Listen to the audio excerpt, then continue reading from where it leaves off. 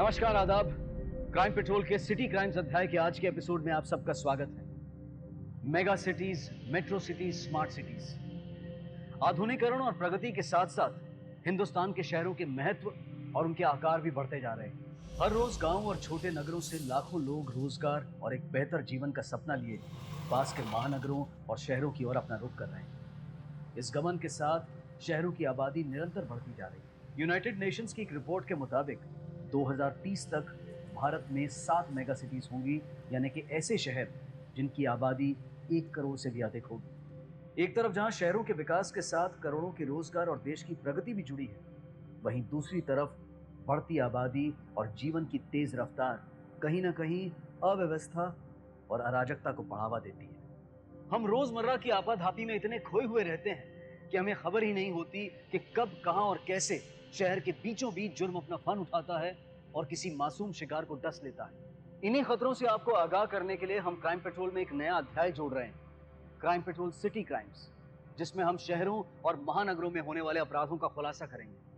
आज हम देखेंगे 3 बड़े शहरों की ऐसी कहानियां जो जुड़ी हैं एक जुर्म के सूत्र से। कोलकाता की एक उपबस्ती गजतला, रोहतक और मुंबई।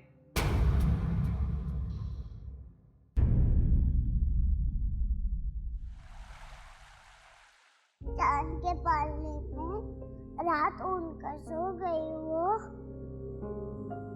पंछी झरने और फूलों के सपने में यूं खो गई वो, दौड़ते सपनों के पीछे इंद्रधनुष पर जलती मुस्कुराती आग नीचे बनकर वर्षा उतरी नीचे।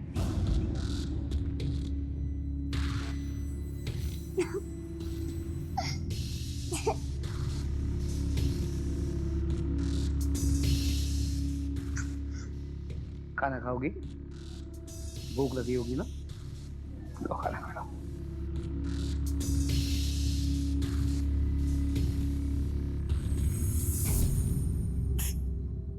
मुनिया, खाना खा लो बेटा। ये बांधा किसने तुम्हें? मैं खोल देता हूँ। हाँ बेटा, लेकिन पहले खाना खा लो। खा लो, निवाला ले लो, खाना खा लो। खाना, गुड गर्ल।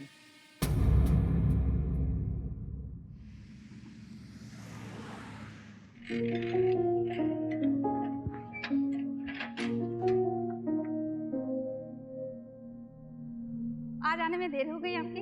हाँ, थोड़ा काम ज्यादा था आज।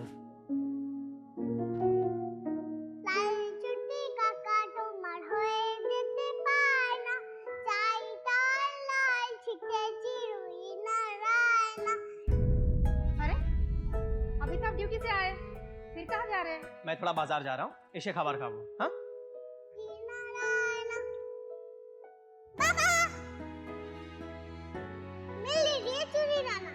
ठीक है, तुम्हारे लिए चूड़ियां लेकर आऊंगा। ठीक है, गाओ गाना गाओ।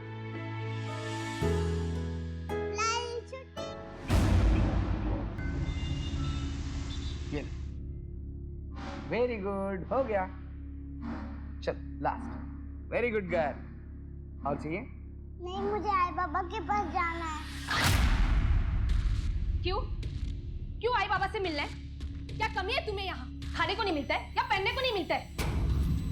इतने सारे खिलौने लाकर दिए तुम्हें, तरी पण तुझं मन शांत नहीं झालं का? सुहासिनी, छोटी बच्ची है वो।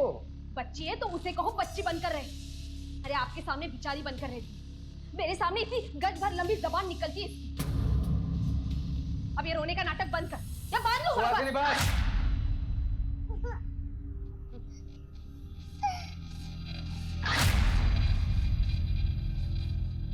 रोते नहीं, रोते। आप अच्छी लड़की हो ना? आपको मम्मी पापा से मिलना है, मैं मिलवा दूंगा।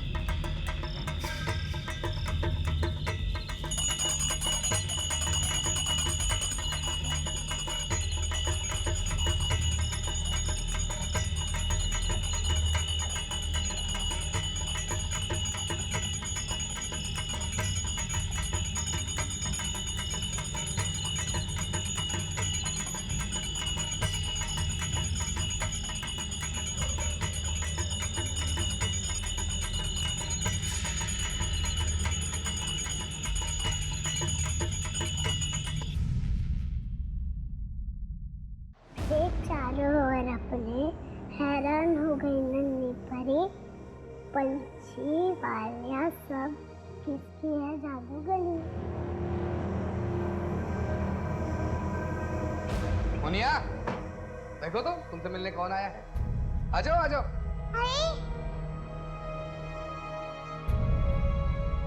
अरे यार, ये सुन पागल है। अरे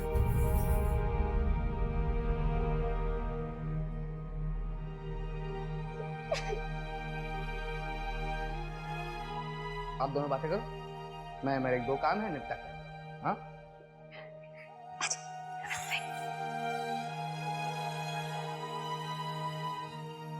मैं क्या सुन रही हूँ? तू आंटी को परेशान करती है। मुझे यहाँ नहीं रहना। क्यों नहीं रहना बेटा? मुझे आई बाबा चाहिए। यहाँ सब कुछ तो है। अंकल आंटी तेरा कितना अच्छा ख्याल रखते, कितने अच्छे खिलौने देते, देख कितने अच्छे कपड़े दिए तुझे। क्या तकलीफ है तुझे बेटा? मुझे आई बाबा चाहिए। मेरे बच्चे, कुछ ही दिनों की बात है, घर पे सब ठीक हो जाएगा ना, तो मैं तुझे खुद यहाँ से ले जाऊँ। नहीं, मुझे अभी आना आपके साथ में। यहाँ से एकदम चुप। एकदा सांगितलं जो डोक्यात घुसत आहे काय? देख, अब ये तेरा घर है, ये तेरी किस्मत है, समझी क्या? ज्यादा जबान चलाए तो जबान काट के रख दूंगा। और तू बहुत समझा इसे। चल चल निकल यहाँ से, चल निकल यहाँ से, उठते रहे यहाँ पे, मर दे सुन, चल।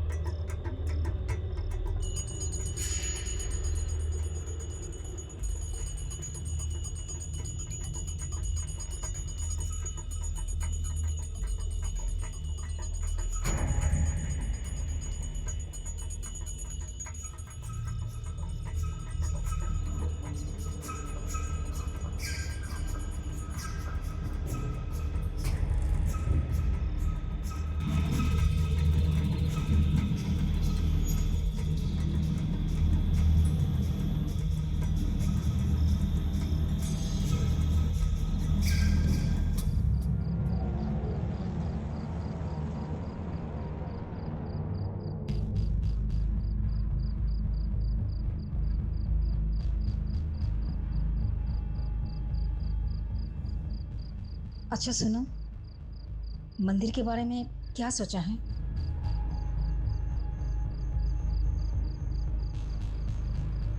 सोचा है, कोई चिंता करो ना, मैं कोई ना कोई उपाय करूँ। चलो।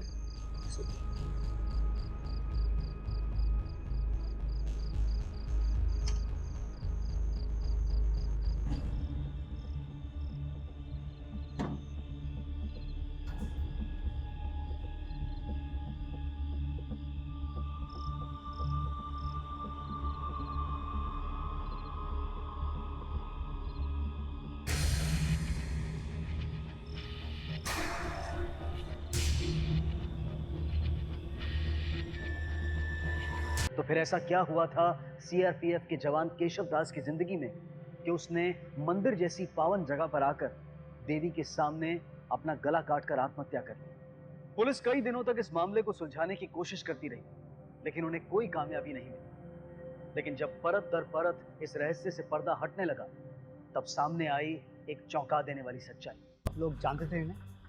हाँ हाँ, ये तो रोज ही तो मंदिर पे। कब हुआ ये? हेलो। एक 70 साल के बुजुर्ग की सरकटी लाश मिली है सर। क्या?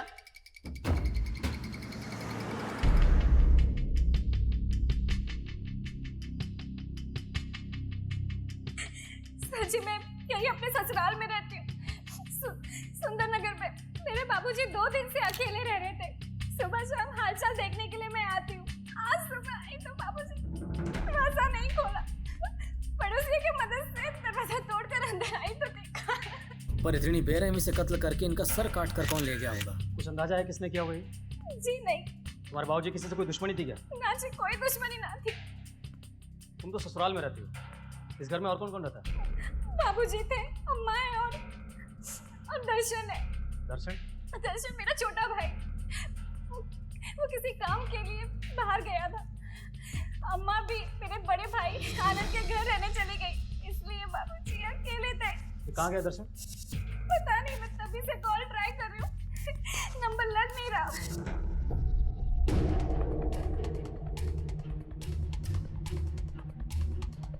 प्रेम, एक फोटो इसका भी निकाल दो। दर्शन शादीशुदा है? जी। पत्नी कहाँ है? कुछ दिन पहले दोनों के बीच अनबन हो गई और वो झगड़े में मायके चली गई। कहाँ है इसका मायका?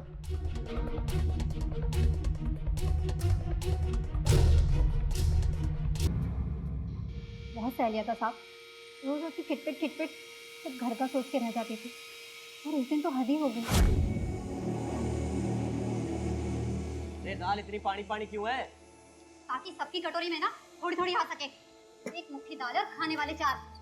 तो मेरे लिए निकाल देती, मट्ठे के साथ खा लेता मैं। मट्ठा? कौन देते मट्ठा? पड़ोसी आके देंगे। 2 दिन से कह रही हूँ रसोई में कुछ नहीं खाने के लिए, पर तेरे घर में तो जू रेंगती नहीं है। जब अभी नहीं आया है पैसा तो क्या करूँ बोल? तो कब आएगा पैसा? कब इस घर में इतना से चूल्हा जलेगा? अरे जब औकात नहीं है तो क्यों 4 लोगों का पेट पाल रहा है? अम्मा बाबूजी को जेठ जी घर पे क्यों नहीं छोड़ के आ जाता है? उनके घर में तो कमरे भी है ना। चुप कर, खबरदार जो आगे कुछ बोला तो। वो मेरे अम्मा बाबूजी हैं, तू मत सिखा उनका ख्याल कैसे रखना है मुझे। हंस क्या रही है? हंस क्या रही है? कुछ नहीं। कुछ नहीं कैसे? हाँ, हंस क्या रही है बोल ना। ये एक्टिंग पर हंस रही हूँ। तुझे शर्ट मार बन के घूम रहा है ना, ये सिर्फ मुझे पता है। जेठ जी के आगे तेरा मुंह खुलता नहीं है, इसी बात का तो फायदा उठा रहे हैं। इसी तो अम्मा बाबूजी को तेरे मत है। चुप कर, बहुत लंबी हो गई ना तेरी जबान। अगर एक शब्द और बोला ना काट डालूंगा, समझी? जान दे। मेरी मेरे सास ससुर से कोई दुश्मनी ना थी। मैं मानती हूँ कि मैंने उस दिन गुस्से में कुछ ज्यादा ही बोल दिया। वो अपने माँ बाप से बहुत प्यार करते हैं, लेकिन ये बात भी सच है कि वो हम सबको नहीं पाल सकते थे। तो तुम्हें लगता है कि दर्शन अपने बाप की जान ले सकता है? नहीं साहब, मैंने कहा ना कि वो अपने माँ बाबू जी से बहुत प्यार करते थे। अभी 2 दिन पहले तो उन्होंने मुझे फोन किया था। क्या कहा उसने? माफी मांगने के लिए कहा। उन्होंने सब कुछ ठीक कर दिया, घर दुकान सब, और सारे झंझट भी खत्म कर दिए, और जल्दी वो मुझे अपने साथ लेकर जाएंगे। अच्छा, दर्शन कहाँ गया, कुछ बता कर गया था तुम? नहीं साहब, कुछ नहीं बताया। और वो ठीक तो है ना? देखिए, परेशान मत होइए। दर्शन के बारे में जैसे कुछ पता लगे हम आपको बता देंगे।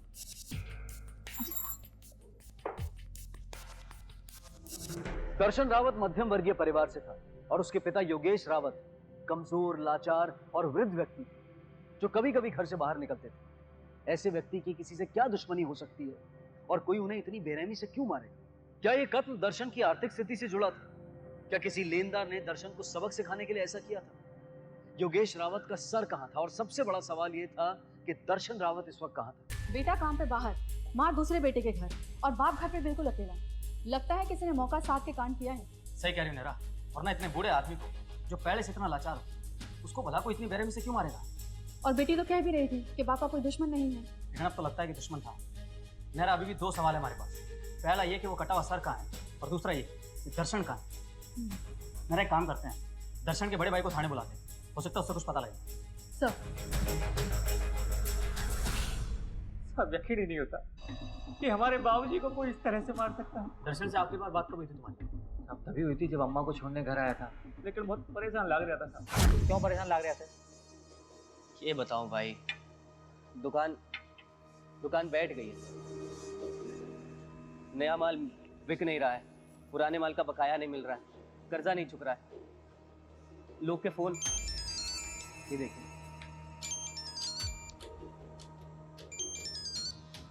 हेलो, हाँ जी बशीर भाई, हाँ जी, बस 1 हफ्ते का समय और दे दीजिए, बस 1 हफ्ते का। बशीर भाई देखिए, तमीज से बात करिए, ठीक है? जो मैंने आपको कह दिया कि 1 हफ्ते में पैसा मिल जाएगा, मतलब मिल जाएगा ना? बशीर, यप कैसी बात? नहीं देंगे पैसे, क्या कर ले? मैंने लागे है गलत लोगों को सुलझ गया दर्शन। ये बशीर कौन है? दर्शन ने बताया था इसके बारे में? ना चाचा, बहुत पूछा मैंने, पर हर बार यही कह के टाल गया कि भैया छोड़ो ना, हमारा रायता है, भाई समझूंगा। बहुत ही खुददार लड़का है साहब। किसी और का नाम लिया उसने? नहीं मैडम, सब माने घड़ी चिंता हो रही है, सब ठीक तो हो जाएगा ना। देखो आनंद, मैं झूठी तसल्ली तो नहीं दूंगा तुम्हें, लेकिन इस वक्त दर्शन को ढूंढ निकालना हमारे लिए सबसे बड़ी जिम्मेदारी है। और तुम लोगों को भी दर्शन के बारे में कोई भी जानकारी मिले तो तुरंत हमें बताना। जी साहब।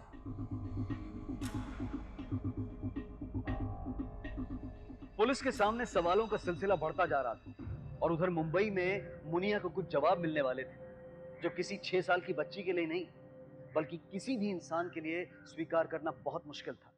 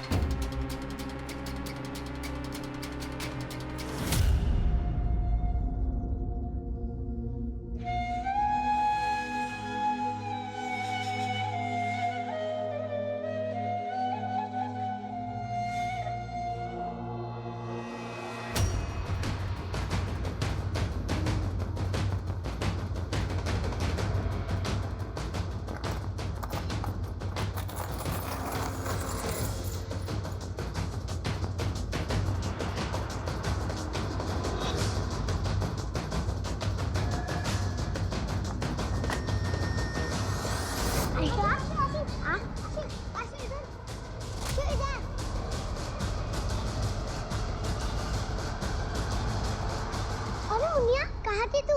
तेरे ही तो घर पर पिछले 3-4 दिनों से पता नहीं मुझे क्यों बन के रखा। मुनिया? मुनिया? ए मुनिया, इधर आ! मुनिया, ए मुनिया इधर आ! अरे कोई पकड़ो उसे, भाग रही है।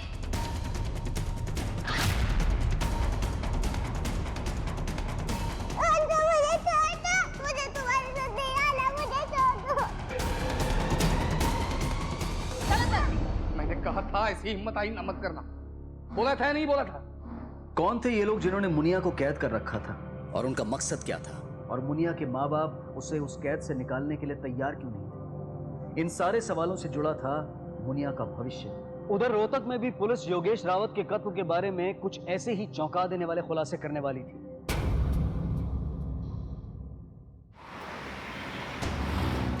सर्वमंगल मांगल्ये शिवे सर्वार्थसाधिके शरणे त्र्यंबके गौरी नारायणी नमोस्तुते।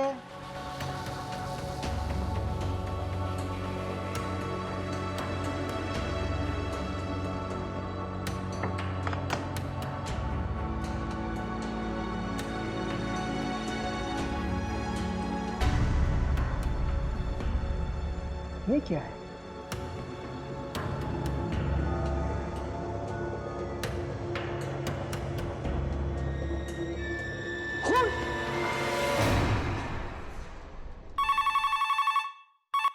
हेलो, क्या? ठीक है, हम अभी पहुंच रहे हैं। क्या हुआ सर? नेहरा, एक कटा हुआ सर मिला है। एक काम करो, दर्शन के बड़े भाई आनंद को फोन करो और उसे नीलम बस्ती के काली माँ के मंदिर में आने के लिए कहो। चलो।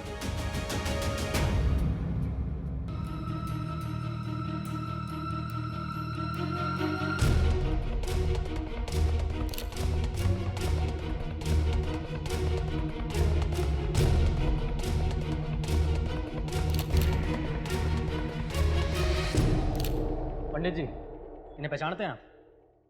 नहीं साहब, मैं इसे नहीं पहचानता। सर, ये देखिए, जिस पॉलिथीन में सर मिला है उसी में ये राख भी मिली है।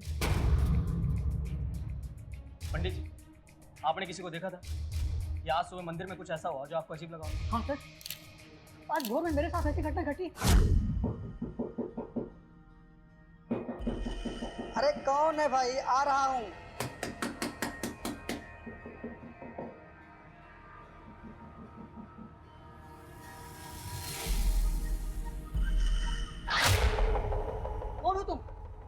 खोलो। मंदिर के पट खोलने का समय अभी नहीं हुआ है, तुम जाओ यहाँ से। भक्तों के लिए माता का दर हमेशा खुला रहना चाहिए। दरवाजा खोलो। तुम दर्शन हो ना? दरवाजा खोलो। तुम दर्शन हो। और फिर सर 1 घंटे बाद जब मैं नहा रहा था, तुम अंदर कैसे आए?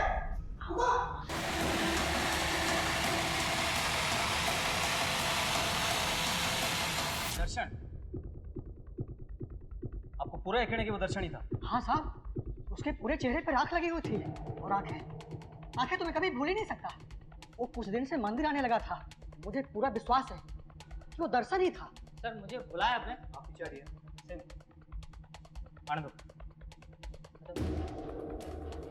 इन्हें पहचानते हो? ये तो मेरे भाजी है सब। भाजी इनका किसने मारा है?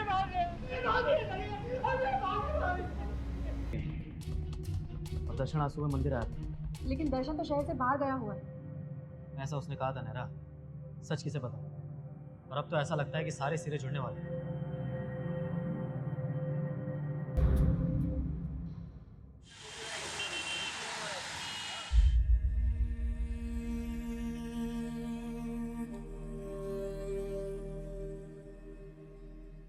अब तुम यहाँ?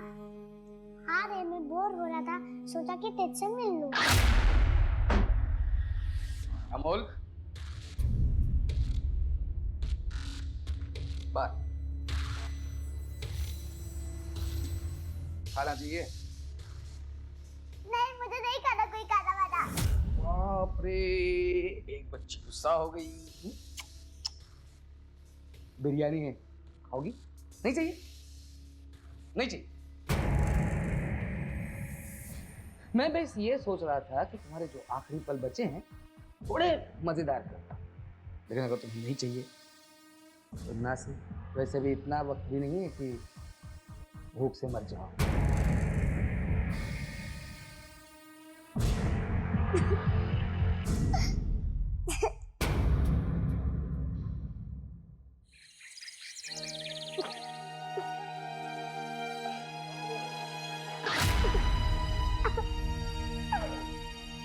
मुनिया, मुनिया, मेरी बच्ची, मत रो बेटा, अब यही तेरी किस्मत है। माँ, मुझे नहीं मरना है। तू मरेगी नहीं बेटा, तेरा दूसरा जन्म होगा और दूसरे जन्म में ना तू बहुत बड़े घर में पैदा होगी, बहुत अमीर माँ बाप के पास। नहीं, मुझे नहीं मरना। तू डर मत, तुझे बिल्कुल डर नहीं होगा। पंडित जी है ना? चुप कर, चुप कर। अरे माँ है कि नाय है तू? क्या हो गया तुमको? होश में तो हो? होश में तो अब आया हूँ। हाँ। बस बहुत हो गया, अब ये खेल मैं यही खत्म कर दूँ। हाँ, अभी खत्म कर दूँ।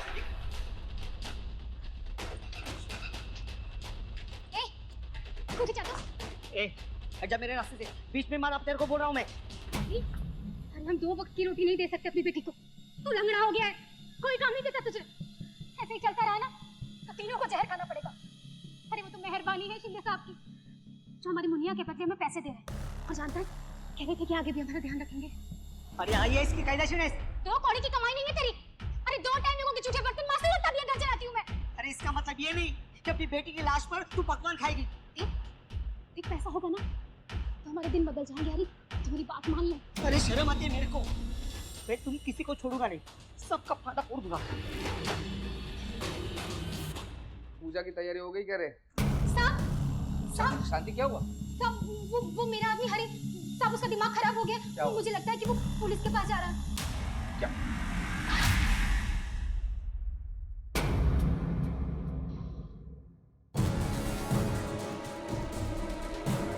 बाबा,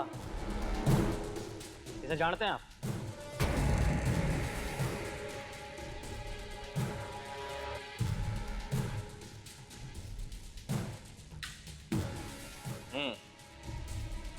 आया था 2 दिन पहले। क्या कहा तुमने उससे? हम कुछ नहीं कहते, हम किसी से कुछ नहीं कहते। जो भी कहती हैं माँ है। इसी अपने की बलि। अपने बाप की। नहरा वो अपनी पत्नी से मिलने के लिए जरूर जाएगा। चलो। ये तो तय था कि परिस्थितियों ने दर्शन को ऐसे कगार पर लाकर खड़ा कर दिया था जहां वास्तविकता से उसका नाता छूट चुका था। जब वास्तविक जीवन में उम्मीद की सारी किरणें बुझ गईं, तो दर्शन ने अंधविश्वास में शरण ली। बड़ी आसानी से अंधविश्वास ने दर्शन के मन में घर कर लिया था और उसे लगने लगा था कि अपने पिता की बलि देकर वो अपने परिवार की सारी खुशियां दोबारा हासिल कर सकता है। लेकिन वो कौन सा विश्वास होता है जो एक इंसान को पूरे होशो हवास में एक मासूम बच्ची की बलि चढ़ाने के लिए उकसाता है?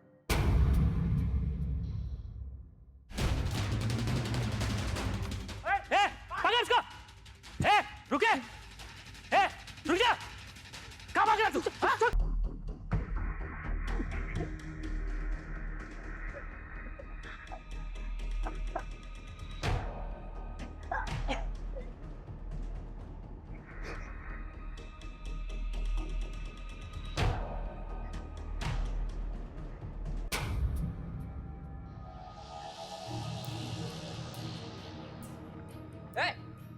सब मेरी सब मदद काय झालं रे? सब मदद करो साहब। वो मेरी बच्ची मार देंगे सब उसको। सब मदद करो साहब। मुनिया की कहानी में पहली बार उम्मीद की किरण नजर आने लगी। कम से कम हरी का जमीर जागने से इस हैवानियत की खबर पुलिस तक पहुंची। कितनी मजबूर, कितनी लाचार होगी वो बच्ची जिसकी सगी माँ उसे मौत को गले लगाने के लिए उकसा रही है। कितना भयानक और गहरा होगा वो प्रचलन जिसके बारे में छोटे बच्चे भी बेतकल्लुफी से बात करें। सवाल यह है कि इस महानगर के बीचों बीच इस बेरहम प्रचलन की सच्चाई छुपी कैसे?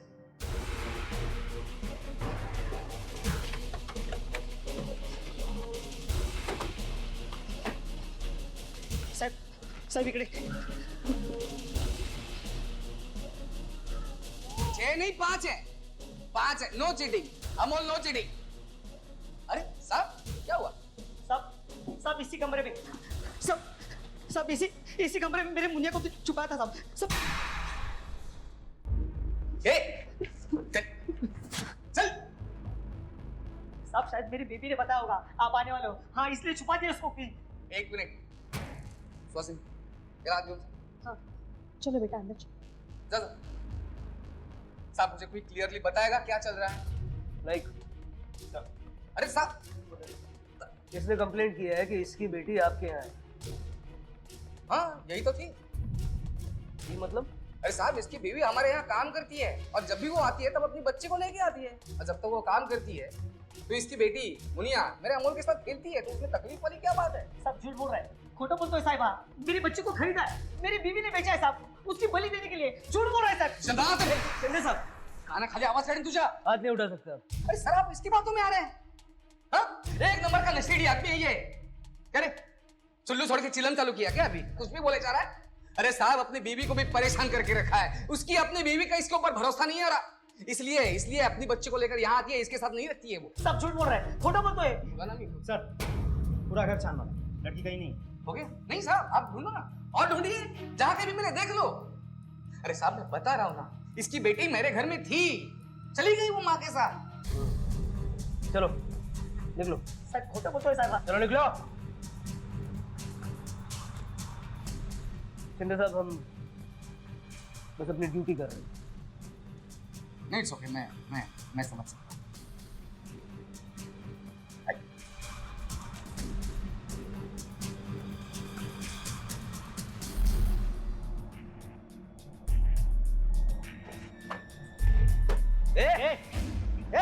क्या पागल बने? उठ।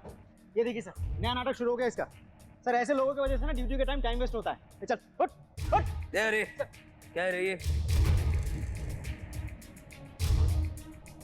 सब मेरी मियाँ को बचा लो साहब, वरना मैं अपनी जान दे दूंगा साहब। सब उस शिंदे ने मेरी बीबी को पैसे दिए और उसका मुंह बंद कर दिया साहब। सब अगर मेरी आप मदद नहीं करोगे ना तो मैं पुलिस स्टेशन के सामने पेट्रोल डाल के खुद को आग लगा दूंगा। एक लाफा दूंगा ना। पुलिस को धमकी देता है। नहीं एक मिनट, अगर हमने यहाँ तक पड़ताल की है तो एक कदम और सही।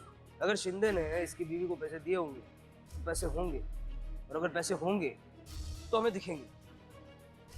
चल साहब।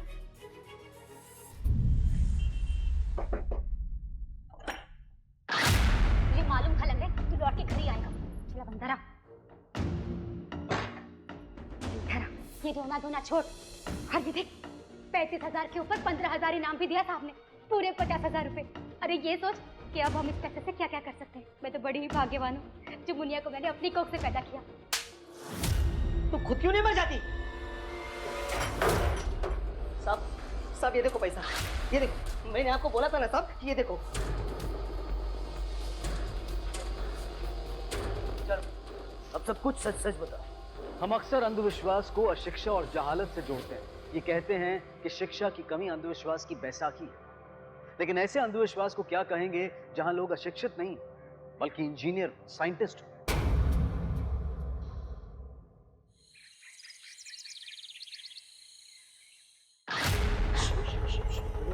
मैं हूँ तेरा दर्शन। ये उल्टा बना रखा था ने? वही जो तू चाहती थी। हा? बलिदान दे दिया मैंने, बलिदान दे दिया। प्रायश्चित क्या है मैंने अपनी गलतियों का। हा? मैं नादान था, समझ नहीं पाया, तुझ पर हाथ उठा दिया मैंने। फिर देवी माँ ने दर्शन दिए मैंने, और बोली कि तू उसका रूप है, और मन ने उसके रूप पर हाथ उठा दिया। बहुत बड़ा पाप किया मैंने, लेकिन मैंने बलिदान दे दिया है अपने सबसे प्रिय व्यक्ति का, अपने बाबूजी का। अब कायदे से तन्ने मैंने माफ कर देना चाहिए ना। नहीं, मुझे कहीं कहाँ जा रही है? मैंने कहीं नहीं जाना। ये तो क्या कह रही है? देख देवी माँ ने कहा था कि बलिदान दूंगा तो तू मान जाएगी। बचाओ, कोई है, बचाओ। चुप, माँ की बात नहीं मानेगी। तो देखता हूँ कैसे नहीं मानती माँ की बात। कोई है, बचाओ। देवी माँ की बात नहीं मानेगी। देवी माँ चल तेरी बलि मैं चढ़ाऊंगा, चल। तू मुझे छू नहीं सकती, बात सुनेगी नहीं तुम्हें। मिली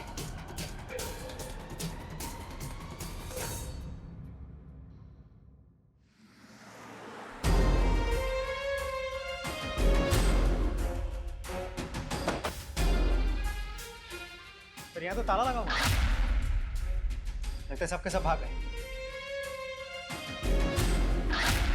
सर वो रहा। रुक सावंत, इस तरफ देखो, कोई और है क्या? चल, कहाँ भाग रहा था? चल। देख तू तो फंस गया। अगर इन्फॉर्मेशन नहीं देगा ना तो तू मेरे किसी काम का नहीं है। मेरे सबर का बांधना अब टूटता जा रहा है। बताता हूँ, सब बताता हूँ। अभी आधे घंटे पहले ही शिंदे साहब साइट पे गए। आप लोगों के जाने के बाद पुरोहित जी और मुनिया सुबह ही वहाँ निकल गए। अब तक तो शायद पूजा हो चुकी होगी। ये साइट कहाँ पे?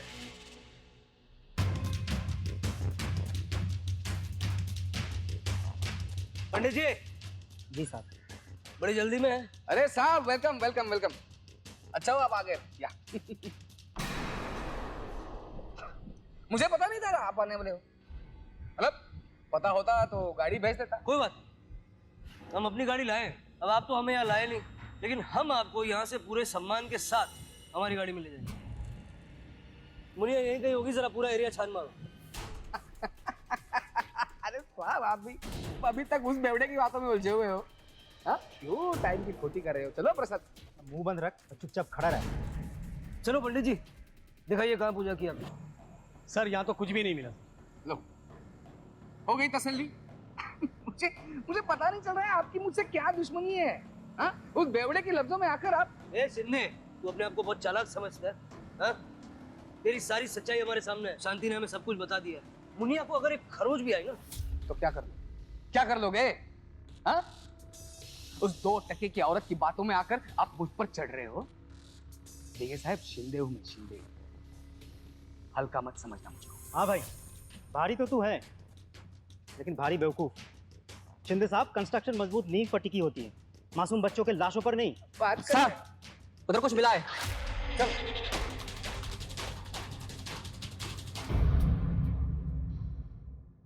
बेटा रोते नहीं। आपका नाम क्या है बताओ?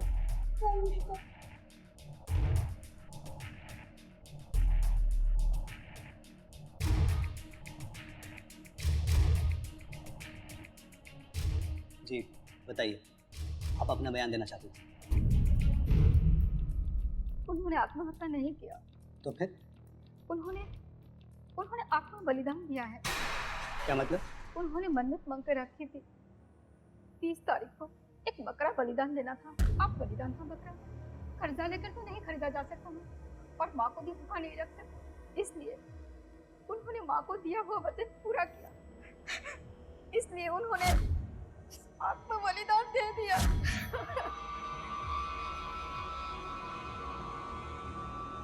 मुंबई, कोलकाता, रोहतक, देश के 3 अलग अलग प्रांत, समाज के अलग अलग तबके और तीनों कहानियों में एक सामान्य प्रसंग। 21वीं सदी में दुनिया का नेतृत्व करने के सपने देखने वाले इस देश में नरबली जैसी भयानक प्रथा आज भी इतने उग्र भाव से प्रचलित है, ये सोचकर भी मन सिहर उठता है। और जब ऐसे जुर्म पढ़े लिखे और जागरूक नागरिकों की देखरेख में हों, तो वाकई ये आसार हैं कि खतरे की घंटी बज चुकी है। वक्त आ गया है कि हम अपनी आंखें खुली रखें और अगर अपने आसपास ऐसी घटना घटने का अंदाजा भी लगे तो हमें तुरंत पुलिस को इन्फॉर्म करना चाहिए। अब मैं अनूप सोनी आपसे विदा लेता हूं, फिर मुलाकात होगी अगले एपिसोड में एक और चौंका देने वाले केस के साथ।